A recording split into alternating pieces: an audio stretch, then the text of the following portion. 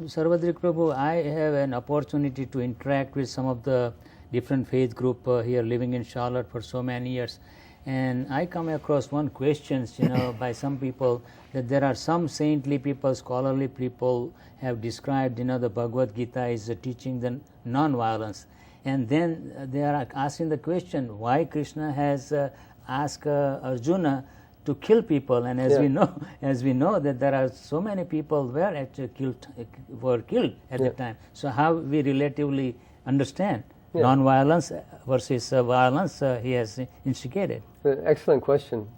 I'll refer to when Gandhi, Mohandas Gandhi, right. You're right. He was asked, because he's the father of the non-violence movement, and great personalities like Dr. Martin Luther King Jr. took advantage of his example and set an incredible example of nonviolence here in America. They face so much harassment, so much just unlawful behavior, by bigoted people. But still he was nonviolent. So they asked Gandhi one time, they said, what if your daughter was being raped in front of you? You know what he answered? He said, nothing. This is not nonviolence. Nonviolence means that if I'm being attacked, that I tolerate. But we don't tolerate another person being abused or attacked.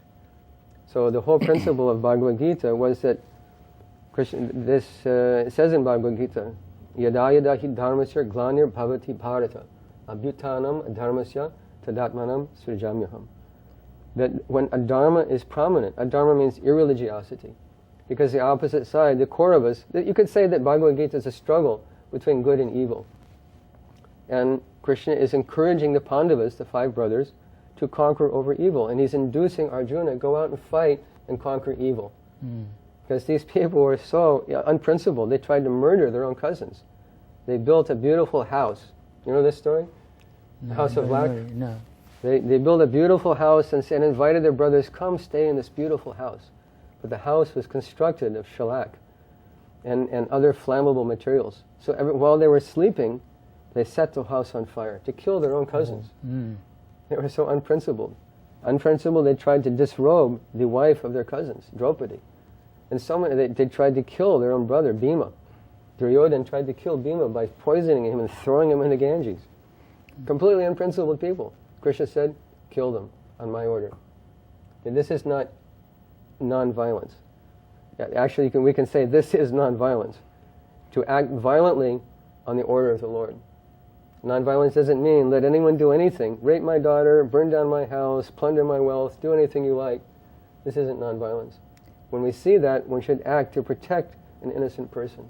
Yeah, material standpoint also, I was thinking, the law enforcement people, basically they are supposed to be non-violent, right? At the same time, if there is a need, for the protection of the people, they can kill other people also. Yeah. So it makes sense, because Krishna was an authorized person at the time, and he can order to do certain things. So that is how I understood as a layman. Yeah. If someone's breaking the law, then violence is required. Right, violence is a requirement in human society.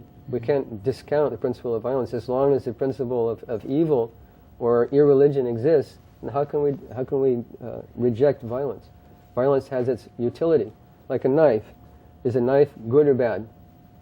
Can we say is it good or bad?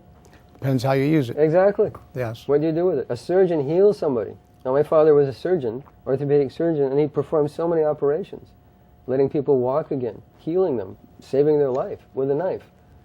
Some criminal may take a knife and stab you. It depends what you do with it. So violence has its utility also, to protect the spiritual and material well-being of society, as Thakor Mai was saying. The police's job is to protect like it says in the Quran, protect and serve. Yes. Right? Yes. This is their job. And the point in the Bhagavad Gita was that on Krishna's order, he was trying to rid the world of this demoniac influence and retain peace and restore balance to the world. Yes. In that particular time. Yeah. Dharmasya. So tadatmanam srijamyaham. It means that he comes specifically to human society. That God isn't a light or a stone or an energy or a faceless person. He's a person who can create the world. If he can create the world, certainly he can walk within this world. So he comes personally. Srajamyaham means that he comes personally to this world to rectify the discrepancies in human society, to re-establish the principles of religion and dharma. He comes personally for that, and he empowers his representatives to do the same thing. And the Pandavas were his beloved family members, actually. And he comes just that once, or does he come repeatedly? He comes in every millennium. Yada yada. I mean, he dharmas your glani. He comes repeatedly, not just to this world, but to, I mean, we should understand what God is. We have sort of a, not ethnocentric, we have a very limited conception of what God is. Oh, he's just in charge of the earth. But the earth is a speck in the creation. It's a speck of dust. This universe is a speck of dust. There's billions of universes. And that's just the material creation of God. Then there's his spiritual creation. So he goes throughout the universe to reestablish the principles of religion, because that is in man's real interest. Our relationship, our happiness lies only in a relationship with God. And he comes to reestablish that, millennium after millennium. So your point is that the material creation, the purpose of it is for us to gain this God consciousness. Yes. See, after listening to all your explanation, it seems like, this Vedic philosophy, as explained by His Divine Grace Srila Prabhupada, can play very, very important role in this age and days, And somehow or other, although I'm born in India and raised in India and Hindu family, seems like you have adopted, in a greater extent and dedicated your life to preach that philosophy. And somehow or other, I'm kind of feel ashamed myself, and at the same time, I do admire I praise your dedication to the. Well, I'm dedicating the last years of my life. I can say that. I also worked in secular society, although I've traveled all over the world, doing different teaching. Taking different teaching opportunities. I also worked as a goldsmith and a watchmaker for 20 years. Bought it so I could have a place to live that's paid for, which is a real asset these days. Sure. So I know what it means to work in the world also. But simultaneously working in the world, I've also cultivated this wonderful spiritual, this rich spiritual culture that I found from India. And I feel it's my duty to try and give back to human society what I've gleaned from that wonderful culture. And just one point, it was A.C. Bhaktivedanta Swami Prabhupada who translated these texts so that we may have this information. Yes. Because these books, or any scripture for that matter, it's like a handbook of life. It's like when you go buy a new car, or a used car. What's in the glove compartment? Handbook. Handbook. Sure. Why? So you don't blow it up. Yeah. What kind of oil you got to put in there, how often you got to change it, what kind of Sure. spark plug, what kind of brake fluid, all that, how to take care of your car. So you make proper use of it. So world scriptures, Bhagavad Gita, the Torah, the Gita, the Quran, all these scriptures are there for human society, that we know how to be successful in our human form of life, that we can make progress in a relationship with God. So my spiritual master, my Guru Maharaj, A.C. Bhaktivedanta Swami, kindly translated these ancient Sanskrit literatures into English for the benefit of the world.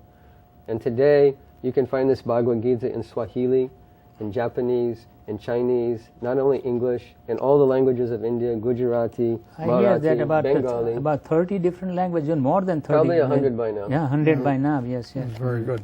I think All the European languages. I think that's all the time that we have. I want to thank you both for being here. It was a pleasure, and I hope that everyone has derived, some help from this, some spiritual enlightenment, again, from your deep, profound understanding and knowledge of these texts. Thank you for joining us on Pathways. We appreciate, your viewership, and we look forward to see you again here. Thank you very much. Thank you. It's been a pleasure. Thank you for being It's been here. a pleasure to be on the show. Thank you. Thank you, gentlemen.